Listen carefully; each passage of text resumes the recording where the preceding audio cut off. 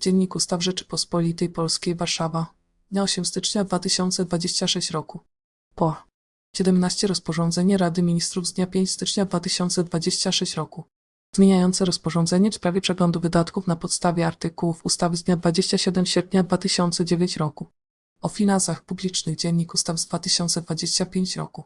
Pozycja 1844 i punkt 6 zarządza się, co następuje. Paragraf punkt 1 rozporządzenie Rady Ministrów z dnia 14 maja 2024 roku w sprawie przeglądu wydatków. Dziennik Ustaw. Pozycja punkt 6 wprowadza się następujące zmiany. Punkt 1 paragraf 3 dodaje się ustawie czy brzmieniu. Punkt 3 minister finansów przedstawia Radzie Ministrów plan przeglądu wydatków.